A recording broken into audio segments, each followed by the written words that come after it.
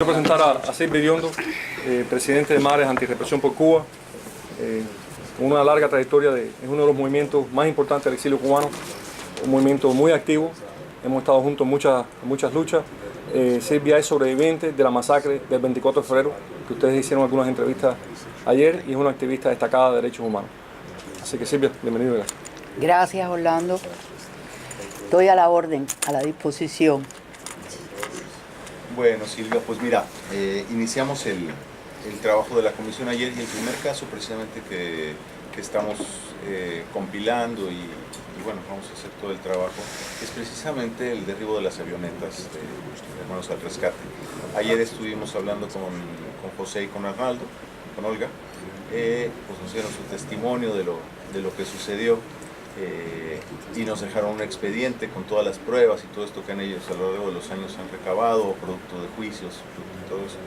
Y el hecho en sí, ¿no? Pues es un hecho totalmente fuera de lo común, ¿no? Es un hecho que en el mundo prácticamente no se ha dado, ¿no?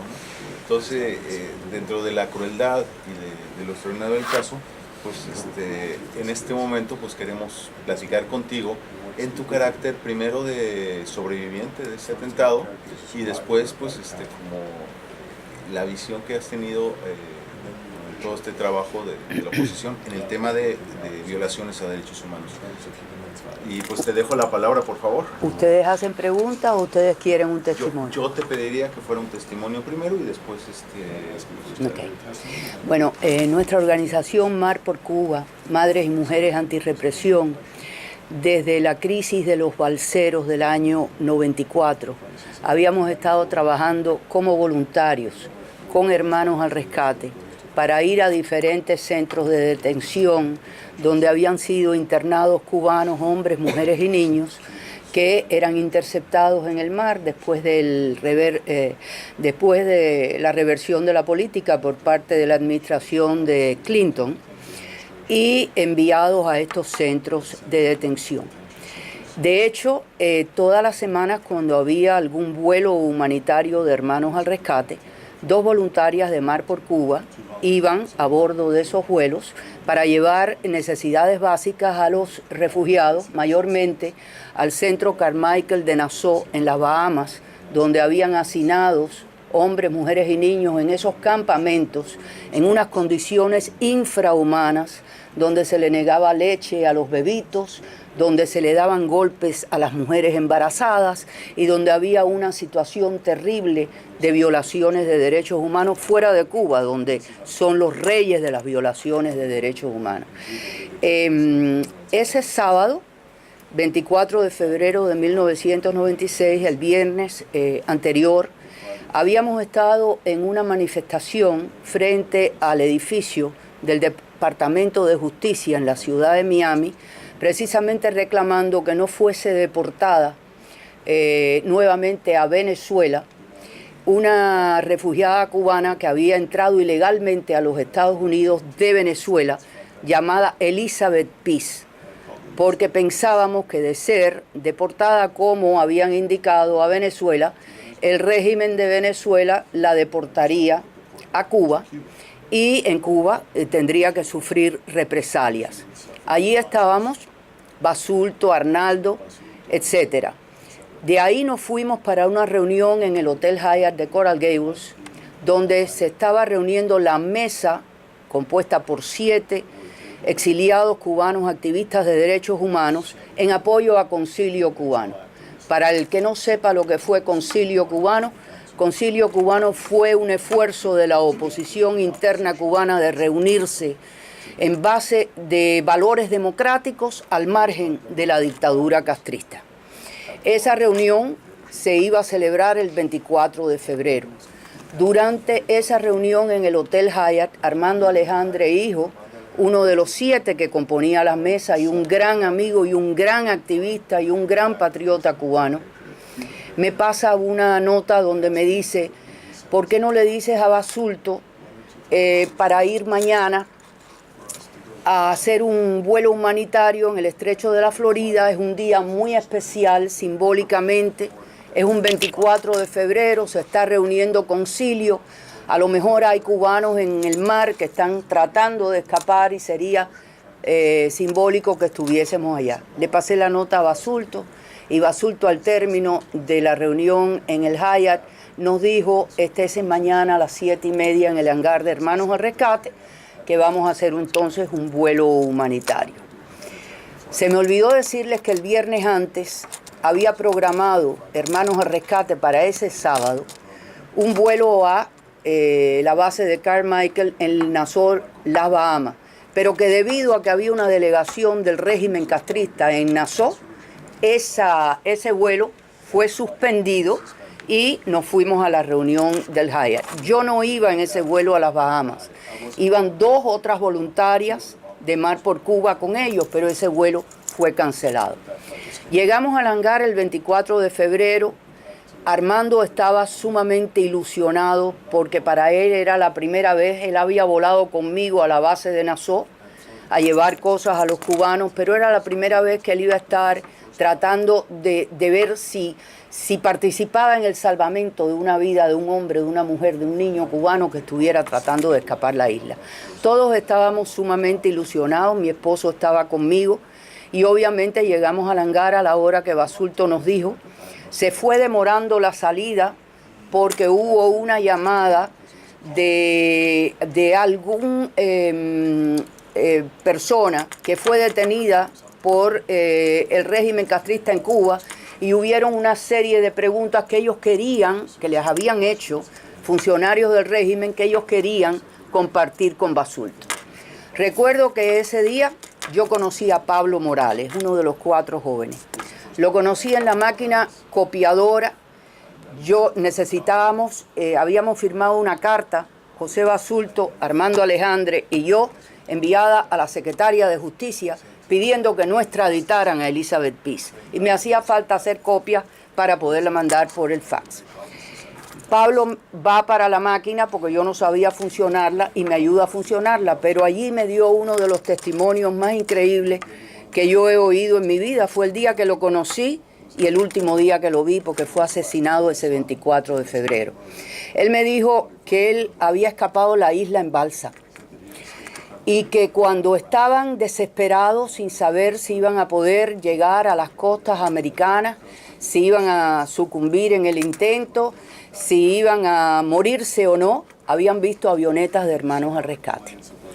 Y que él en ese momento le había prometido a Dios que si él llegaba con vida a los Estados Unidos, él iba a hacer por otros cubanos en Hermanos al Rescate, lo que Hermanos al Rescate estaba haciendo por ellos. Y me habló de su madre Eva, que ya murió, y de lo orgullosa que estaba esa viejita de él, como él le decía, en Cuba, que le decía a todo el mundo que él era voluntario de Hermanos al Rescate, a pesar de la represión, a pesar del hostigamiento, a pesar de todo. Bueno, para hacerles un cuento largo corto, finalmente salimos del hangar, más o menos como la 1:30 de la tarde. Yo varias veces le insistí a mi esposo de viajar en aviones separados, no porque yo tuviese ninguna premonición en ese momento de que pudiese pasar lo que pasó, sino porque nosotros teníamos un hijo de 12 años, mis hijas ya eran mayores, y cualquier accidente como lo ha ocurrido y ha ocurrido en Hermanos al Rescate con los hermanos argentinos, pues por lo menos quedaba uno que pudiese ocuparse de mi hijo. Mi esposo no me dijo que o íbamos juntos o no íbamos. Yo creo que si él me hubiese hecho caso, él hubiese sido una de los mártires y víctimas en este momento, pero gracias a Dios no me hizo caso. Salimos más o menos como a la 1:30, las 3 avionetas, la avioneta nuestra era la que iba adelante. Yo no entiendo de pilotaje, ni de aviones, ni de nada por el estilo. Lo único que tenía hasta ese entonces era un miedo atroz a volar. Pero bueno, ahí estaba, montada en la avioneta. Estábamos las 3 avionetas, se divisaba de lejos la silueta de algunos de los edificios de La Habana y de Cuba, los cuales no era la primera vez que yo había visto, porque en la flotilla de Democracia, que era un día también muy claro, como el día del 24 de febrero del 96, habíamos también podido ver siluetas de lo que había sido La Habana que habíamos conocido y otras provincias. Recuerdo que, me emocionó mucho el ver aquello. Estábamos en constante con los auriculares puestos y Basulto se comunicaba y Arnaldo constantemente con las otras avionetas.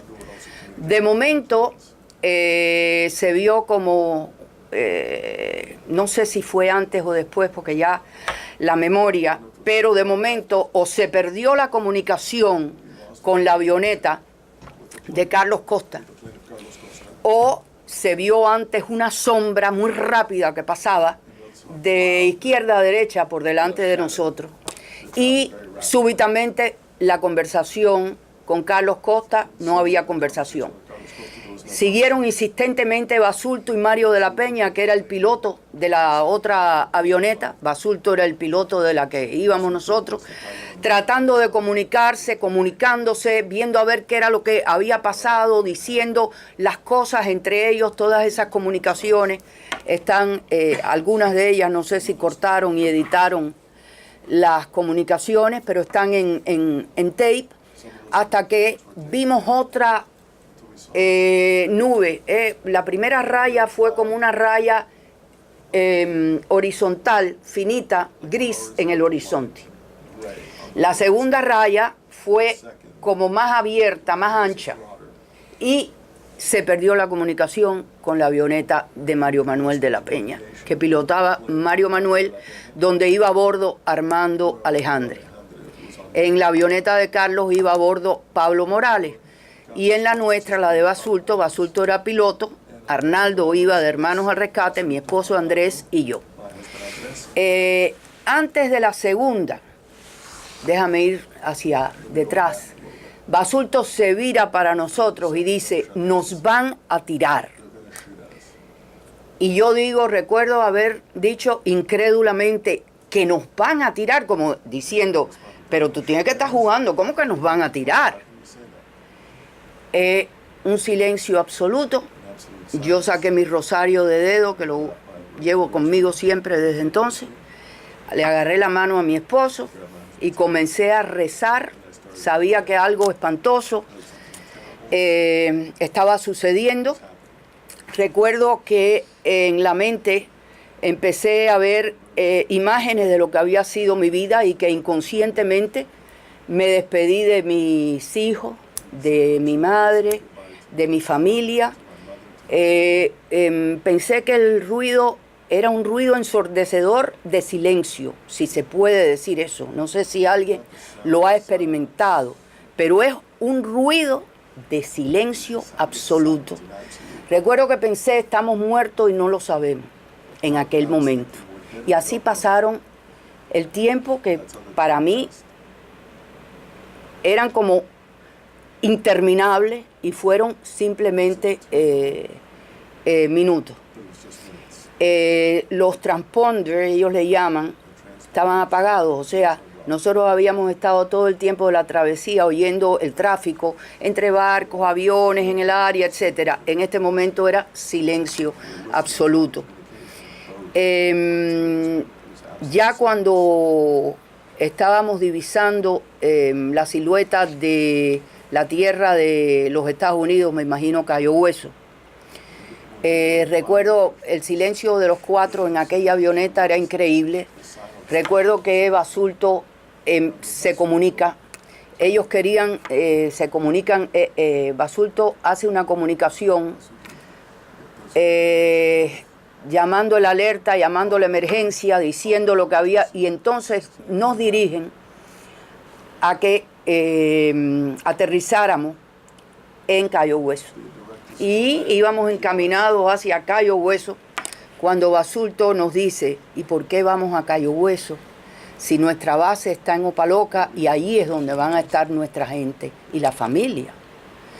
En ese momento pensábamos que algo espantoso había ocurrido, pero nunca pensamos que fuese lo que resultó ser, que hubiese sido un asesinato a sangre fría bajo las instrucciones de la torre de control bajo las instrucciones de los dictadores Fidel y Raúl Castro, grabaciones que escuchamos después, que en ese momento no estábamos escuchando. Tampoco sabíamos que había un avión que nos perseguía. Esas grabaciones las escuchábamos después. Y en esas grabaciones posteriores se oye cómo de la torre están hablando con los pilotos y los pilotos le están indicando que identifiquen visualmente la tercera avioneta. Y se estaba escuchando, la tenemos a tanto, no, identifíquenla, no, déjenos trabajar, estamos volando, no me acuerdo exactamente las palabras, pero era una conversación entre los pilotos del MiG y la torre de La Habana. Hay un silencio y de momento, y estas grabaciones, vuelvo a repetir para que no, en ese momento nosotros no las estábamos oyendo. Nosotros las escuchamos cuando nos las pusieron en el Departamento de Justicia una semana más tarde, que no sabemos si fueron editadas o no fueron editadas. Y entonces se oye un silencio espantoso y de momento dicen una voz: aborten la misión. ¿Están muy arriba o están muy al norte? En realidad no sé si fue muy al norte o muy arriba, queriendo decir que teníamos los Estados Unidos y que ya no iba a ser tan fácil cometer el crimen sin que hubiese una respuesta a ese crimen. Lo demás es historia. Carlos Costa, Armando Alejandre, Mario de la Peña y Pablo Morales fueron, yo creo que un símbolo extraordinario del amor de un exilio con su pueblo, de lo que hizo un exilio por salvar vidas de esos hombres, mujeres y niños que desesperadamente salían de Cuba en busca de libertad. Inclusive se estima que por cada uno que llegó a los Estados Unidos hubieron 2 o 3 que murieron en el camino y en la trayectoria. Hermanos al Rescate realizó alrededor de 2.000 misiones, vuelos humanitarios, donde se salvaron más de 5.000 vidas. Y ese día, mientras que estos muchachos intentaban salvar la vida de otros seres humanos, estos personajes impunemente asesinaron bajo las órdenes de 2 dictadores en espacio aéreo internacional, sin previo aviso y a sangre fría, a estos 4 jóvenes, 3 ciudadanos americanos y un residente legal de los Estados Unidos. Silvia, no sabes cómo te agradecemos este testimonio. Hay mucho que decir, mucho más, pero nuestro enemigo hoy no es el régimen, es el tiempo. Yo lo sé. Y acaba de llegar el alcalde y les agradezco mucho la oportunidad de poder conversar con ustedes y me tienen a su disposición. Los felicito por esta labor a todos y cada uno de ustedes y les deseo mucha suerte, porque de verdad que estos crímenes no pueden permanecer impunes. Gracias.